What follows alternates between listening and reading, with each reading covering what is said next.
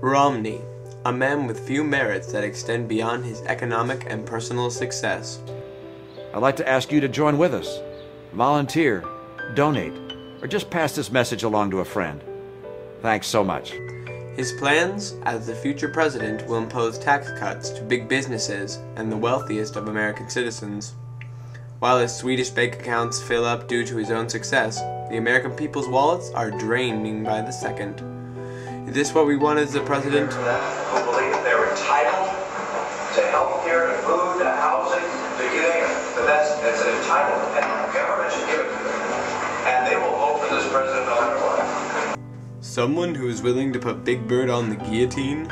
Our current president and candidate for 2013, Barack Obama, has pledged to protect the middle and lower classes from such treachery and promises to save Sesame Street gang from their potential demise.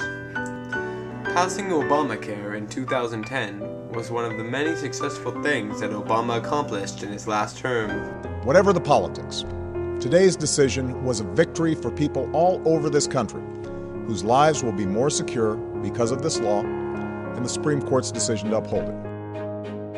If you're one of the more than 250 million Americans who already have health insurance, you will keep your health insurance. This law will only make it more secure and more affordable. Insurance companies can no longer impose lifetime limits on the amount of care you receive.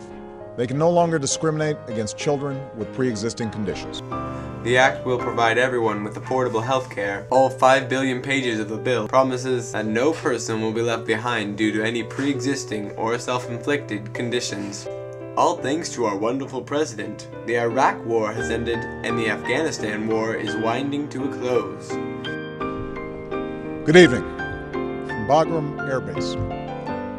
This outpost is more than 7,000 miles from home, but for over a decade, it's been close to our hearts. Because here, in Afghanistan, more than 500,000 of our sons and daughters have sacrificed to protect our country. Today I signed a historic agreement between the United States and Afghanistan that defines a new kind of relationship between our countries. A future in which Afghans are responsible for the security of their nation, and we build an equal partnership between two sovereign states. A future in which war ends and a new chapter begins. He built an international coalition to stop the massacre in Libya and is encouraging democracy in the Middle East. Our biggest threat, Osama bin Laden, was executed under Obama's watchful eye. And so shortly after taking office, I directed Leon Panetta, the director of the CIA, to make the killing or capture of bin Laden the top priority of our war against al-Qaeda, even as we continued our broader efforts to disrupt, dismantle, and defeat his network. President Obama inherited the economy at a state of terrible recession. In order to save our country from being bankrupt, he created 1 million jobs in the auto industry. He eliminated tax breaks for businesses who shipped overseas and passed a historical Wall Street reform that would hold big banks accountable for their actions.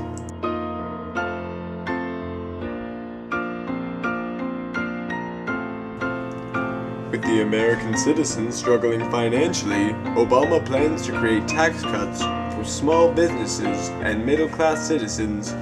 He will impose tax cuts for small businesses who hire new workers and increase their employee wages. He will eliminate tax breaks for people who make more than $1 million a year, high-income families and oil and gas companies.